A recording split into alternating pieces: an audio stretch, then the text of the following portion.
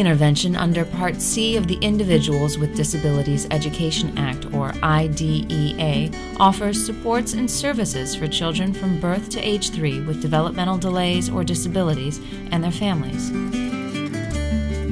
Parents and caregivers play an important role during the early intervention process, as they are the team members with the most knowledge of their child's interests and activities and their family's daily routines. Historically, early intervention was provided using a traditional approach with a medical or clinical focus on fixing skills the child had not yet mastered. During the intervention session, the parent was often a passive observer, relying on the provider to influence the child's development. Do you want to do another one? There is now a shift in early intervention service provision. Oh yeah, Marlo. Based on current research, we know that we can have the most positive impact on the child's development if we use more routines-based interventions that support active family engagement. Okay.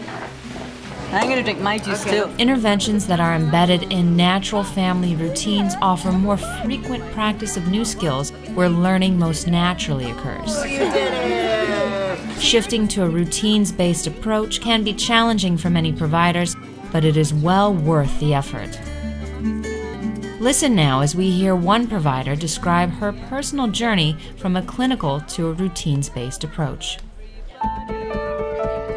When I look back at my professional career, I've had the good fortune to have it span the evolution of early intervention as I see it from the mid-'80s to now. And when I look back, it was much more of a clinical setting, much more of a rehab medical model where the families brought their child to the clinic 2 or 3 times a week and would be in a classroom or individual setting. And when I look back on that, I realized that the onus of the responsibility for making a difference in that child's skills really fell very heavily upon my shoulders because I didn't have the opportunity, or at the time, the responsibility to share with the family what it was that I was looking for the changes to be made at home. And then things changed in the 90s and we made changes to go into the natural setting.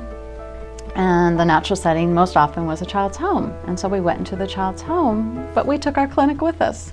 We took our toy bag with us and we took our activities and we brought them into the house and we sat down on the floor and everybody joined in, but I pretty much determined what we were going to be doing, the order we were going to be doing it, and really didn't take into consideration what the family's concerns were, what their priorities were, what their resources were. That was all about my toys and my activities. And then we got into the 2000s and we were still evolving in terms of becoming early interventionist. And now we are truly considered early interventionists, where we go into the home and our role is a coaching role. And instead of bringing in our toy bag and directing the services, we come into the home and we take the time to get to know that family, get to know that family's routines, get to know what's in their toy box, get to know what's happening during each of those routines, what that little person's doing and what that little person's not doing. What would the family like for that little person to be doing during that routine, and encouraging their participation.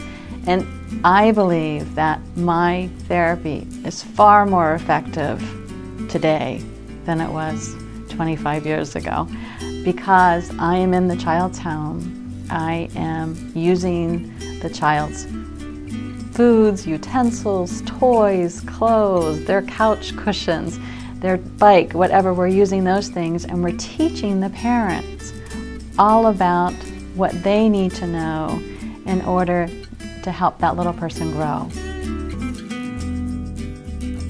Now that you've had the opportunity to hear from a provider as she describes her paradigm shift, check out part 2 of this video series to learn more about what early intervention can and should look like.